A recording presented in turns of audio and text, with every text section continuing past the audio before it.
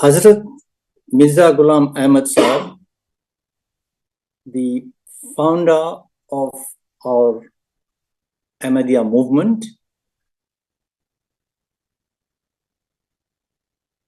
he considered it most vital and essential part of his mission to present the teachings of Islam to the Western world, and that at the annual conference of the Ahmadiyya movement in December of 1892, he announced as one of the permanent objects, and I quote, that one of the essential requirements of this gathering will be to consider plans for the spiritual well-being of Europe and America.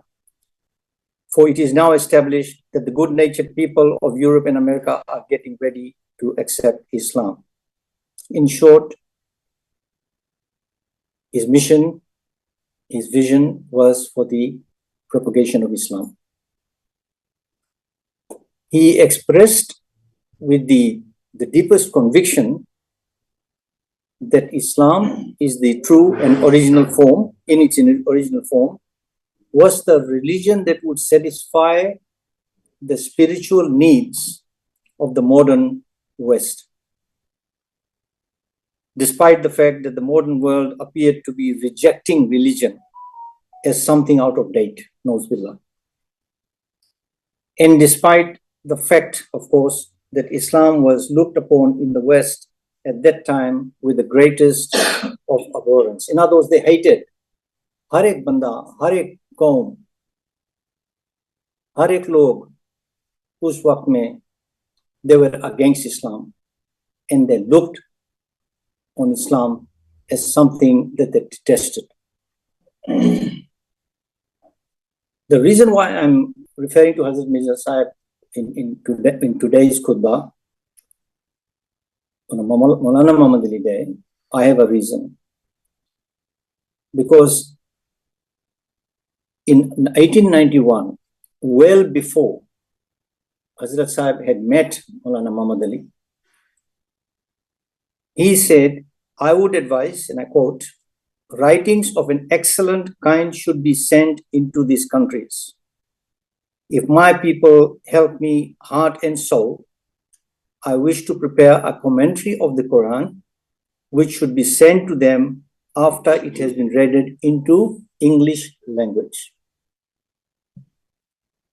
These words were written in a book published in September of 1891. 6 years after that statement, 6 years after that statement, a young Muslim in his early 20s by the name of Muhammad Ali, who was very few who had received his education in a Western style education. Like, for example, he did his arts degree, he did his master's degree in English, and he also did his law. He joined the movement that was created or founded by Hazrat Mirza Ghulam Ahmad Sahib, who was the divinely appointed one. He was the Mujaddid, the promised Messiah, and Imam Mahdi. He, in fact, the first time he met Maulana Muhammad Ali Sahib, he foresaw, he had a vision, and he had this perception about this young man he's talking about, Maulana Muhammad Ali. And he said that he was destined to be the source of great strength to the movement's cause, which was the propagation of Islam. And he announced on 4th of October 1899, and I quote, I'm very pleased that another righteous young man, he's talking about Maulana Muhammad Ali, another righteous young man has joined our community, namely Maulvi Muhammad Ali, he says, Master of Arts and an advocate. Mirza Sahib said, I have a very high hope of him. I'm sure that my prediction will not go wrong, that this young man will make progress in the way of Allah and set such examples of being steadfast in righteousness and love of the faith as ought to be emulated by his peers. Just imagine, Hazrat Mirza Sahib, in his first meeting, when Maulana Muhammad Ali Sahib joined the movement, he said this. And this was, of course, well before he translated the Holy Quran, well before Maulana Muhammad Ali did all his writings. So that was the vision of Hazrat Sahib, who was divinely appointed. That is the view he had of Maulana Muhammad Ali. And he was not wrong. Subsequent events will show that's exactly he had fulfilled the vision and the assessment made by Hazrat Sahib. And as I said,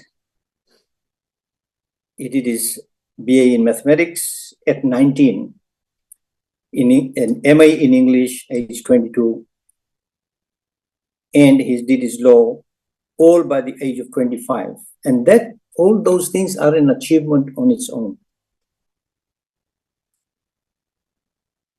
And he had, in fact, also in 1900, he set up his own legal practice.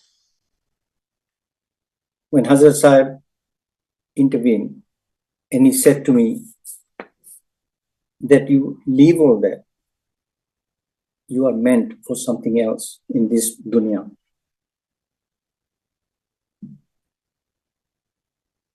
Hazrat Sahib also announced in January of 1901, it was always, and I quote, it was always a matter of concern and anxiety for me that all the truths, spiritual knowledge, solid arguments in support of the religion of Islam, and things to satisfy the human soul had not given any benefit to these modernly educated classes of this country and to the students of truth amongst the Europeans. The pain was so great as to be unbearable. Therefore, Hazrat Sahib said, to fulfill the object which is the real purpose of this life, that's Anjuman Ishat al-Islam, for the propagation of Islam, my proposal has a reason, and that is to bring out a magazine in English for all the English-speaking countries. So he had appointed Maulana Muhammad Ali Sahib to be the editor of that magazine, and this was a monthly journal. And of course, that's how it started with Maulana Muhammad Ali. And Hazrat Mirza Sahib also in February of 1907 had said, which was a year before he passed away, he left this dunya. He called Maulana Muhammad Ali Sahib and gave a direction. And he said, it is my wish to fulfill the duty of propagation of Islam to Europe and America, a book be written in English. And he said, that is going to be your work. I'm assigning this to you. It is your responsibility. And Hazrat Sahib said, the reason why Islam does not spread in those countries at the time is that these people do not know the real teachings, nor have this been put before them. Hazrat Sahib says, they have a right, these people, the ignorant people, they have a right to be shown the real Islam. In all these matters with which the honor of Islam is connected in this age, and all those arguments which God Almighty has given me to prove the truth of this, proof of Islam. That's the job of a mujaddid. The mujaddids come for a purpose. All mujaddids, everyone had their own. Hazrat Mirza Ghulam Ahmad Sahib, as the mujaddid, was to show the true teachings about the religion of Islam. And of course, Hazrat Sahib had charged Maulana Muhammad Ali with this task. Now, just jumping time-wise, in May 1914, there was a split amongst the Ahmadiyya, in the Ahmadiyya movement, what is commonly known as the Qadianis and the Lahoris. In Maulana Muhammad Ali, for the reasons I will touch on later on, he had moved from Qadian and went to Lahore, and that's where he had formed this Jamaat of ours as we practice today, and are members of Ahmadiyya Anjuman Ishaat al-Islam Lahore.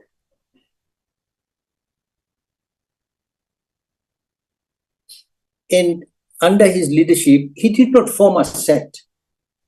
He did not form a sect. And there's a lot of miscomprehension, misconceptions. He did not form a sect. He formed a movement. Because a sect is, if you do not belong to them, you are a Nozbillah, you are a kafir. That's a sect, the true meaning of the word sect.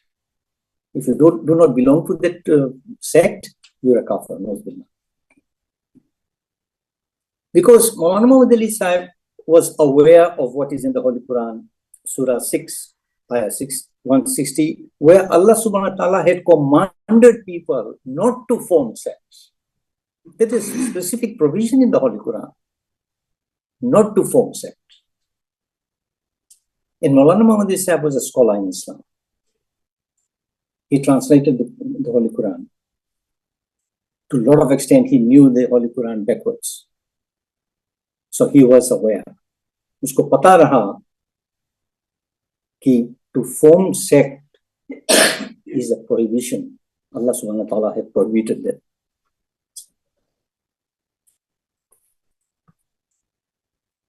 And the other thing that I think we need to remove a lot of misconceptions. And there is a lot of misconception amongst our own members.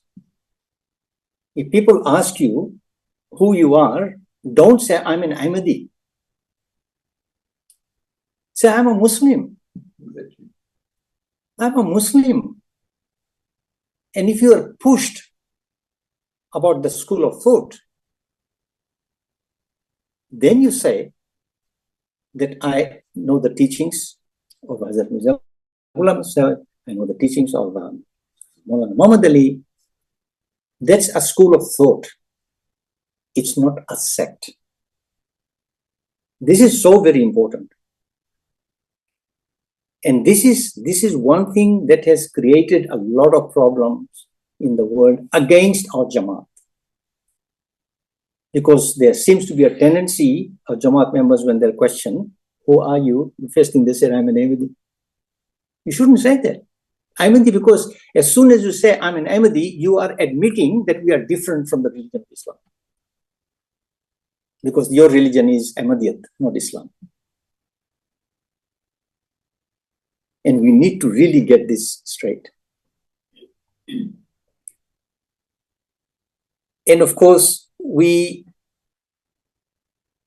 say that we are Muslims and we believe in all the teachings of the Ahl Sunnatul Jamaat. And this stems not from me, not from Maulana Muhammad Ali, this stems from Mirza Ghulam Ahmad Sahib. That we follow all the teachings of the Ahl Sunnatul Jamaat in its original teachings on the Sahih Hadith. What is Ahl Sunnatul Jamaat? I don't use the word Sunni because I think it's a derogatory way of saying Ahl Sunnatul Jamaat. And we need to understand this, that in fact we are of the Ahl Sunnatul Jamaat, and the term that is normally used, that yes, we are Sunnis as well. Because that's what we do. We follow the Rasulullah Sallallahu Alaihi Wasallam, his Sunnah, his Hadith, his Sunnah. We follow that. And that makes you, in the terms as we understand a Sunni, we are. And without sounding to be sidetracking, in fact, we follow all the Sunnah of the Holy Prophet Muhammad Sallallahu Alaihi Wasallam. For example, our Holy Prophet Muhammad Sallallahu Alaihi Wasallam had said that anyone who recites the kalima La ilaha illallah Muhammadan Rasulullah, you cannot call him a kafir. We follow that. And we don't. Now, an Indian scholar by the name of Maulana Abdul Majid, who himself later translated the Quran, wrote, to deny the excellence of Maulvi Muhammad Ali's translation, the influence it has exercised would be to deny the light of the sun. And of course, he also said that the translation certainly helped in bringing thousands of non-Muslims and Muslims to the fold of Islam. And he himself had said that his translation brought me towards Islam when I was groping in darkness, atheism, and skepticism. And of course, we have another, I'm quoting not from our own Jamaat members, a wakil in Amritsar, India. He said, the simplicity of its language and the correctness of the vision are all enviable. And the writer has kept his annotations together free from any sectarian influence. That was Maulana Muhammad Ali. And of course, his translation made a considerable impression amongst the Muslims as well as the West. And for several years, his was the only Muslim translation of the Holy Quran. The first. There were other translators of the Holy Quran, but he was the first Muslim who translated the Holy Quran. And of course, as we see this propagation work, the mission of Maulana Muhammad Ali, the vision of Hazrat Sahib, Mirza Ghulam Ahmad Sahib, was to propagate Islam. And today we see people are doing it. For example, look at the USA Jamaat. Thousands and thousands of copies of the Holy Quran are being printed and distributed. Whilst we, in our own way, we are unable to print the Holy Quran in this country and distribute. But what we do, we take part in the work somebody else is doing so that we at least financially support them wherever we can. And we give donations for that purpose, for the propagation of Islam.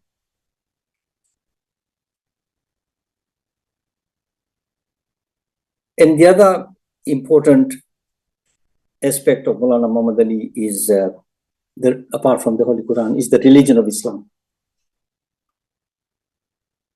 Now, when Hazrat Mirza Ghulam Ahmad Sahib had asked him to write a comprehensive book on Islam in English, that's the book, The Religion of Islam. You pick that book, you go to the index, you will find it's a narrative form of the Holy Quran in itself. Every aspect is covered in that book. And of course, there are other people who have translated the Holy Quran, have acknowledged this aspect. And there are, as we know, there are other writings of Maulana Muhammad Ali Sahib, and I can just name a few, a Manual of Hadith, Muhammad the Prophet, the Ali Caliphate, the Thoughts of Prophet Muhammad, the New World Order. If you are not familiar with these books, they are all sitting in our library. And I urge upon all of you to make an effort, at least to browse through them and pick the ones that is of interest to you. We have to do it. It is pointless saying I belong to this Jamaat when the purpose, the very purpose of the formation of this Jamaat is to propagate Islam.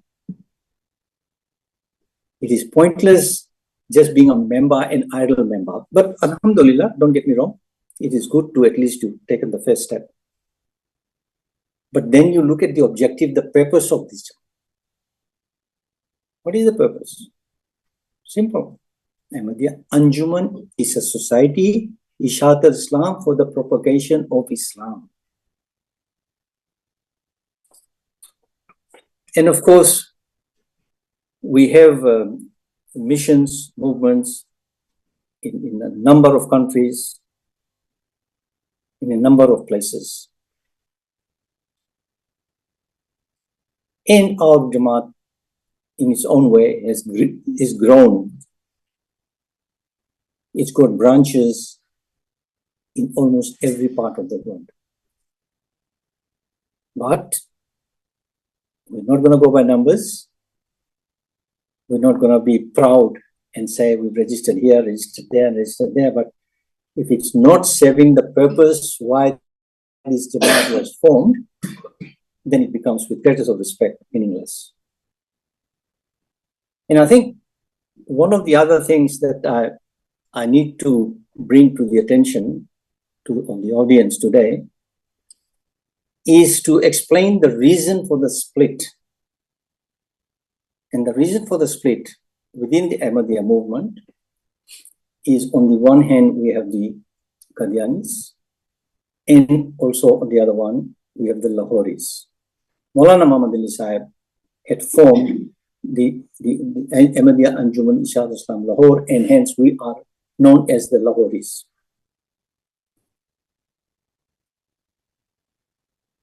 The literary works of Maulana Muhammad Ali Sahib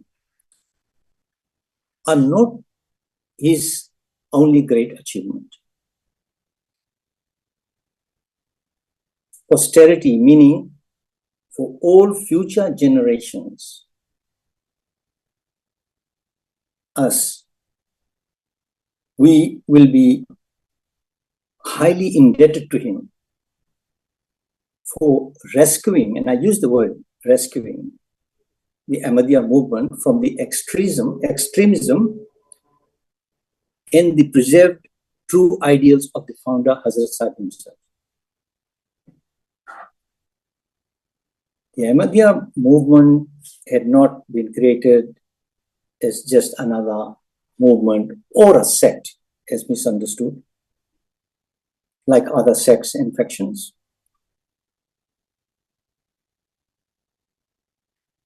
Would engage in, like, the form sects and the bickering and denouncing fellow Muslims as kafirs, non-Muslims, for whatever reason they can find. Hazrat Mirza Ghulam Ahmad Sahib, up to even the last few days of his life, in May of 1908, in his reported conversation with other Muslims while staying at Lahore, spoke of himself as a Mujaddid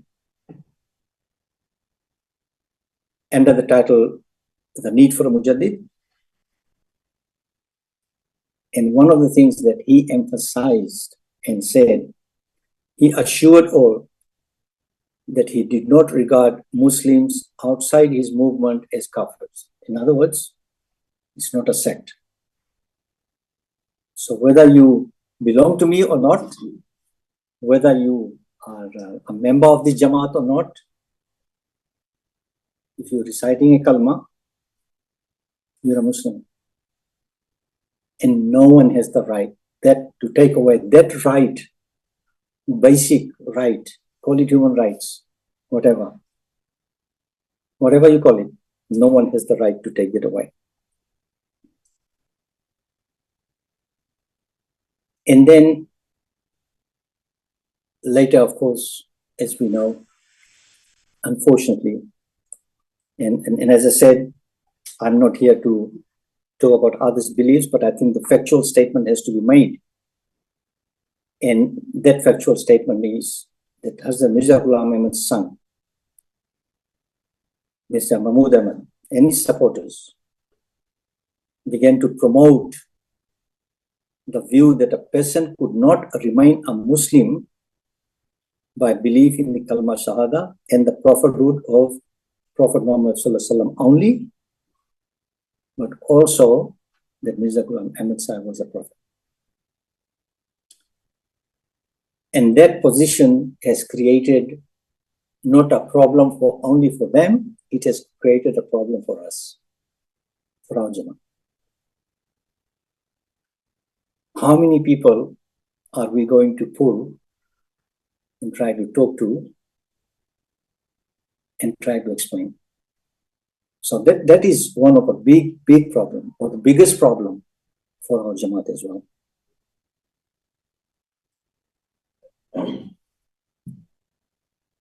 And of course, in a book published a little later, Mr. Bashiruddin Mahmud Ahmad, he explained this particular doctrine that all those so-called Muslims, he says, who have not entered into the Bayat formally, wherever they may be, are kafirs, Nauz Billah. Nauz Billah. We remove ourselves from that statement totally. And not only that, he says outside the pale of Islam, even though they may not have heard the name of the promised Messiah, they are kafirs. When Mirza Sahib himself had made it very clear, and this was highlighted by Maulana Muhammad Ali Sahib, and that's the relevance of talking about Mirza Sahib on Maulana Muhammad Ali's day, is to highlight all these things. And that was the reason given in the truth about the split. So we need to familiarize ourselves, arm ourselves to be able to enter into a discussion. It is pointless you're going, sitting there and saying, no, we don't believe in that. But it's pointless saying that. Show them. Give quotations. Refer to the books, the original teachings, the original statements. We all have that. We all have that.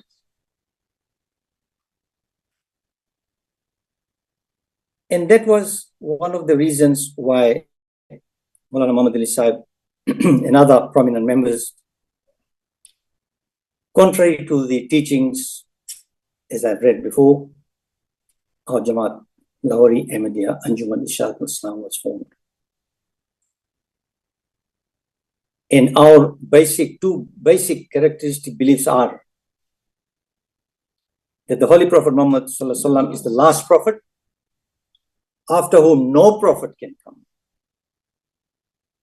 And number two, that believers in the Holy Prophet Muhammad Sallallahu Alaihi Wasallam form a brotherhood. And so long as the person claims membership of the Brotherhood of Islam by declaring the words, there is no God, La ilaha illallah Muhammadan Rasulullah, he cannot be expelled from Islam and branded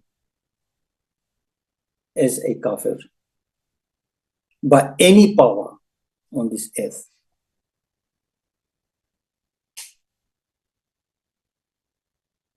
And of course, the Ahmadiyya movement, our Jamaat, had formed from the very beginning, faced severe opposition from the common ulama and religious leaders, simply because of the statements made.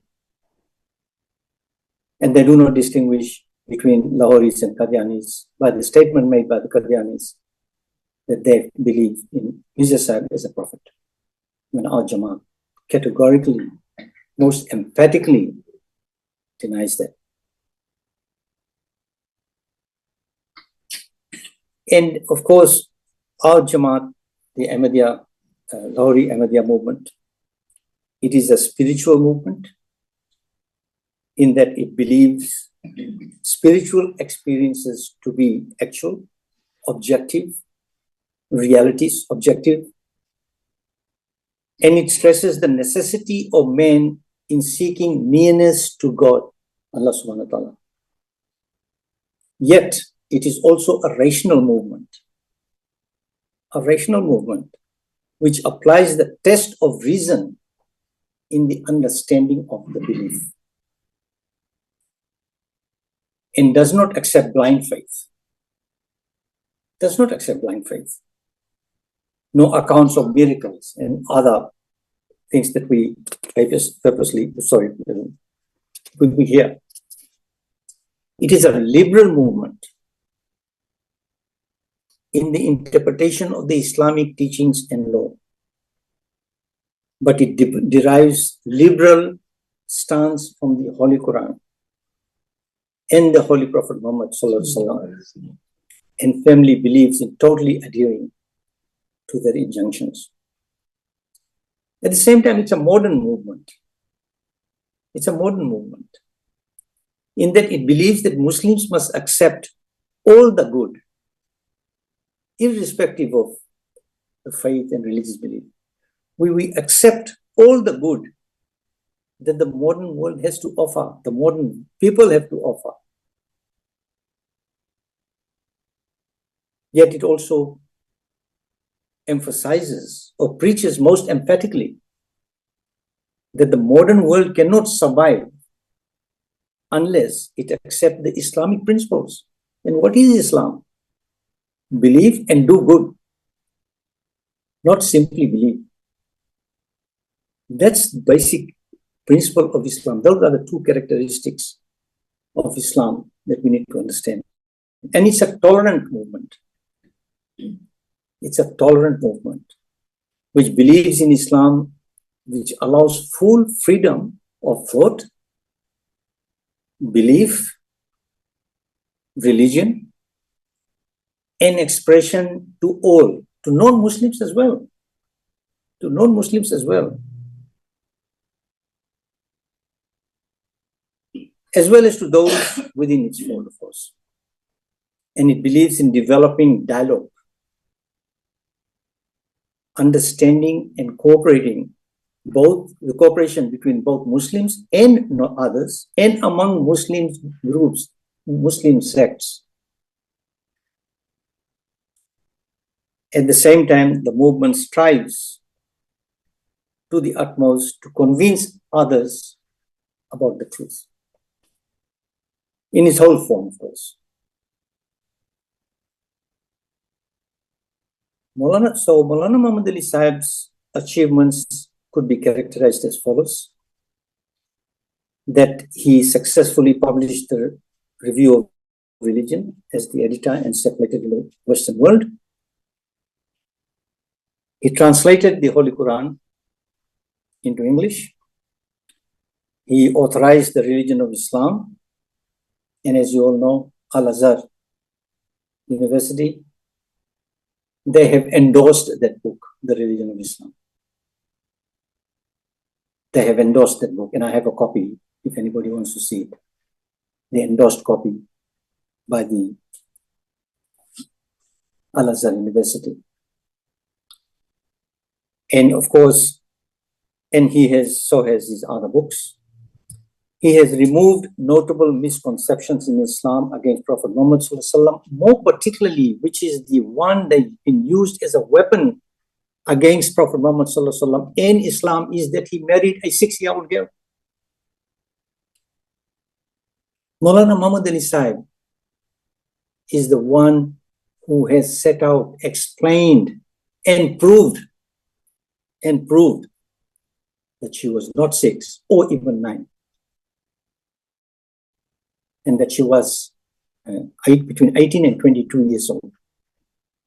And inshallah, if I haven't already done it, I intend to do a presentation on this and prove to you,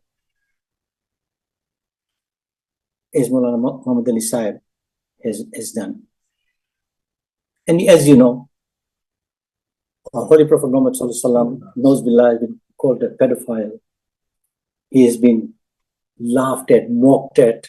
How can you mocked at us? How can you have a prophet who's done this to a 6-year-old girl or 9-year-old girl? That's a weapon, a trump card they think they have. But unfortunately, our so-called scholars have not denied that fact, but tried to justify that. I can quote Zakir Naik. He said, yes, that's true, because he was a prophet, so he could do it. Now, that does not say much about Prophet Muhammad or the religion of Islam. It is not true. That's the starting point. And we need to show by evidence that could not possibly be true and take away the trump card they think they have.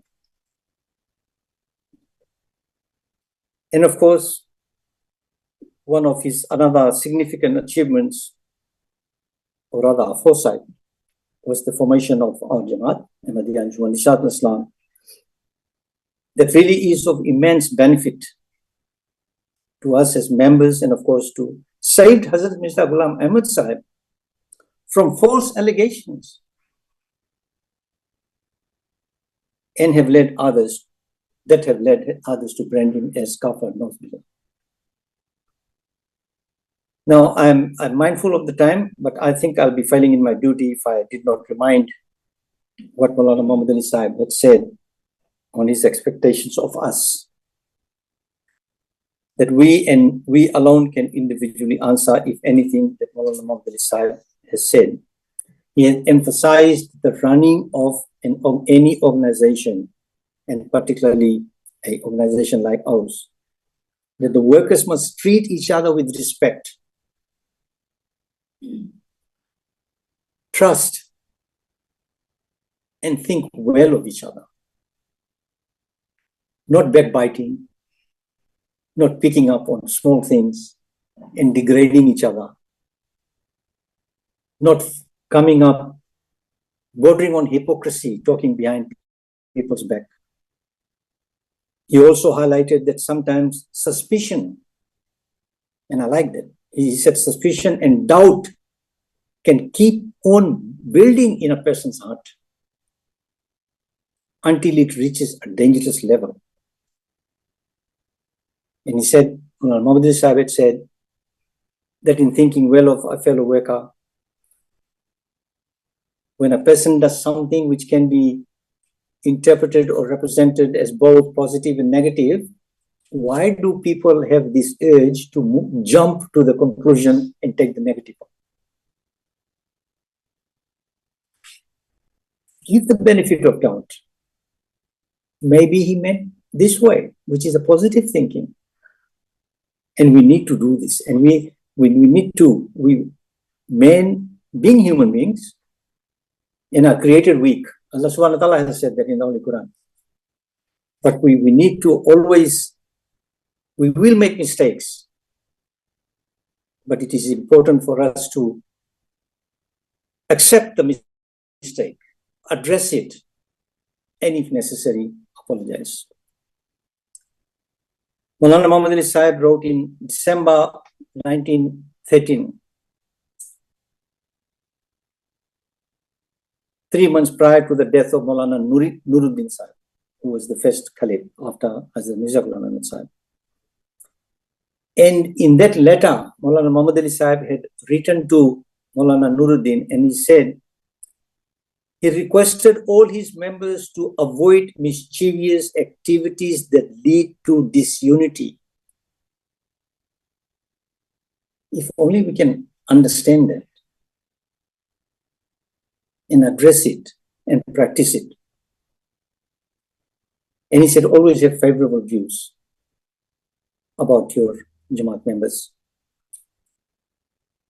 And the other thing he said, and I quote this all the time, if you spend all your time, your energy in criticizing other people, in backbiting other people, in doing all the negative things that anyone can do, Maulana Muhammad Ali Sahib said beautifully, he said, you will not have any energy left to do any propagation work. You'll be so tired because all the energy that you had is always about wasting the energy you have.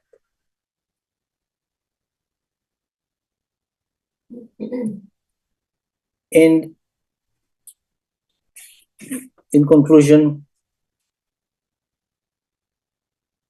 I think when our Treasurer Sahib will do the dua, I always, whenever I speak at a function of Maulana Muhammad Ali Sahib, I always remind myself and repeat this. O Allah, shower your abundant blessings on the soul of this virtuous, sincere man. As he did good to us and indeed to the whole of humanity. May you reward him in even greater measure. But most of all, kindle in our hearts, you're talking about yourself individually, personally, a spark of the passion that he had. Just a spark of the passion that Maulana Muhammad Ali for the propagation of Islam and the Holy Quran, and enable us to follow his footsteps. May you safeguard and help the Jamaat founded by Muhammad Ali Sahib, which he put to the service of Islam and the Quran so well and successfully.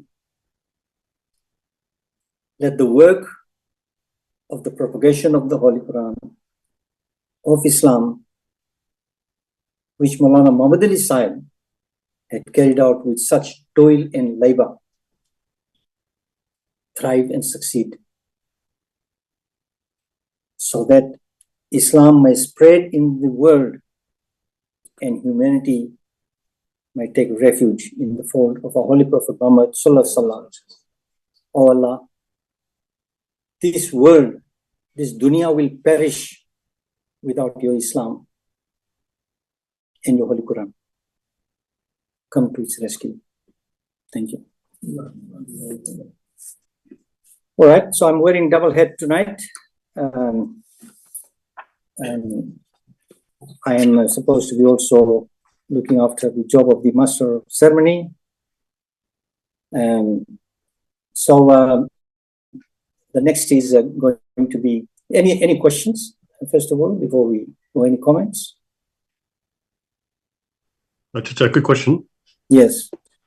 You mentioned that in the Holy Quran,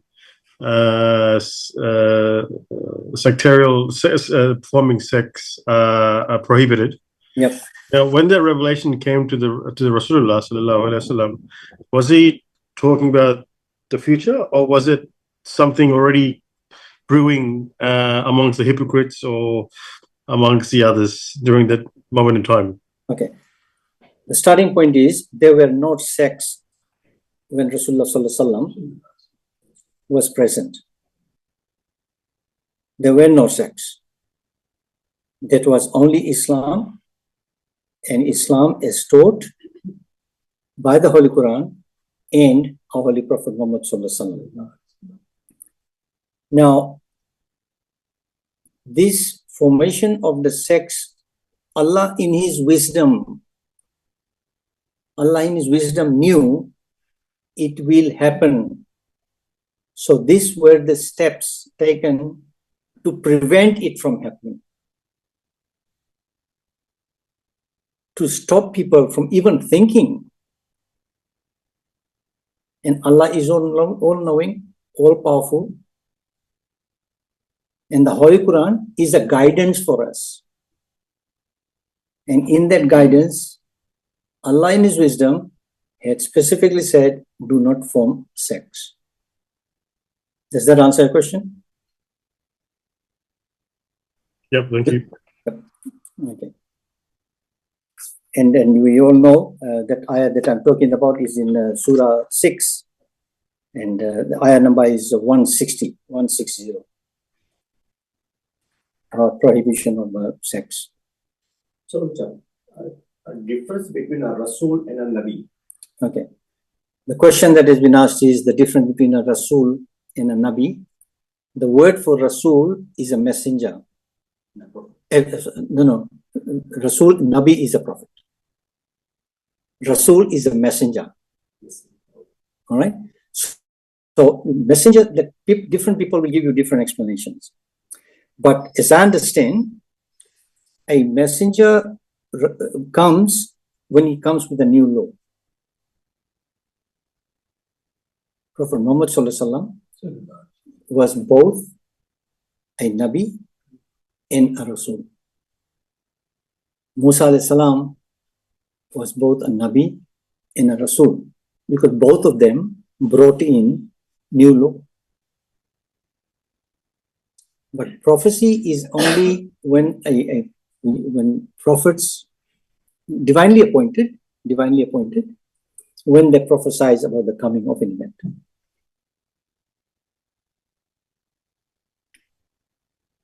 Like all his life, Mirza denied Yes. to be a Nabi or a Rasul, right? But what was there that his son, like what was in him that he said, oh no, he was a Nabi? No. I tell you what, because there was a time, there is a quote when Mirza Sahib had said that I'm Nabi. Right? But Nabi, not in the sense of all the prophets of Islam. For example, the Holy Quran says, Khatam Nabuwwat. So Nabuwwat, different types. One is the saintly revelation, which is to the Mujaddids and all the saintly people. And the other one is this Wahi Wilayat, saintly revelation, and Wahi Nabuwwat, which is coming from Allah subhanahu wa ta'ala as another law. Today, we have the Holy Quran. The Holy Quran says that Allah talks to individuals in a different way even today. But that has been shut down, that has been gone. Wahi Nabuwwat. What is remaining is saintly revelations. And if you are a pious person, you must have got experiences yourself, personal experiences about things that it comes to you and you start thinking, where did this come from? And Allah talks to you behind the veil, which is in the Holy Quran as well.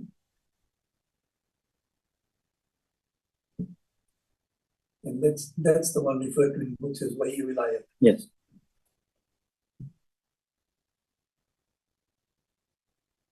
Any other question? Anybody on Zoom would like to say something or quote or comment?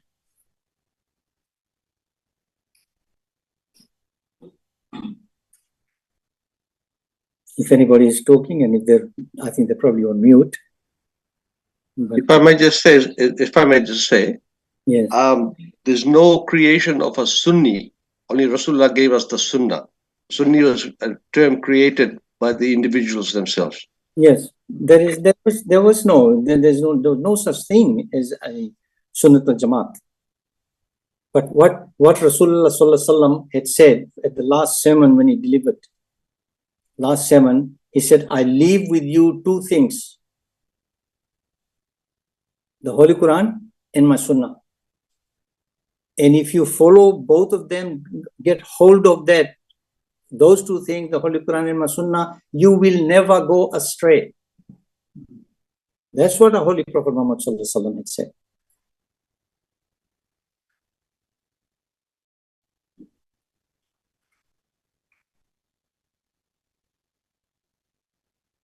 And it's so true. People have gone astray today, either because they have not remained and got hold of the Holy Quran and got stuck with. And if they did that, then they have gone astray because they have left the Sunnah of the Holy Prophet Muhammad Sallallahu Alaihi Wasallam. And our two main sources of Islam is the Holy Quran and the Sunnah. Either it's Hadith or the Sunnah, and we all know the difference between the Hadith and Sunnah. Hadiths are his sayings, and the Sunnah are his practices. There is also a misconception of a lot of people that we call ourselves Ahmadiyya after Mirza Ghulam Ahmad's name. Because he was called Mirza Ghulam Ahmad, so we are calling ourselves the Ahmadiyya, which is not right. Ahmad was the other name of the Holy Prophet Muhammad. So the Holy Prophet was known as Muhammad and Ahmad. So this Jamaat, Ahmadiyya, has got its name from the other name of the Holy Prophet Muhammad. I mean, Bhaiya has just highlighted, and I totally agree with him. that there's a lot of misconception that we have named our Jamaat after Mirza Ghulam Ahmad Sahib, which is not true. The term Ahmadiyya in the first place is after the second name of our Holy Prophet Muhammad Sallallahu Alaihi Wasallam. Now, it makes sense because Ghulam is a servant. So Ghulam Ahmad, he can't be a servant of himself. Ahmad is the name of our Holy Prophet Muhammad, so he's a servant in that sense, not for worshipping, but a servant to do what he's been taught by our Holy Prophet Muhammad Sallallahu Alaihi Wasallam. So he's Ghulam Ahmad. And it just doesn't make sense. A person as learned as that would say, I'm a servant of myself. I think that's logical conclusion. That he is the servant of somebody. He's a servant of Rasulullah Sallallahu Alaihi Wasallam. Not in the sense of we say we're a servant of Allah, because we do not worship Prophet Muhammad Sallallahu Alaihi Wasallam. We do not worship him. But we are his servant to do the work that he wants us to do. So we become his servant to that extent.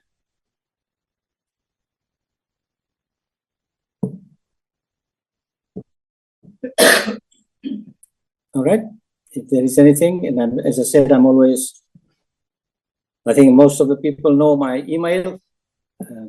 Just send me an email and I will, inshallah, try to respond to any of your questions that you have.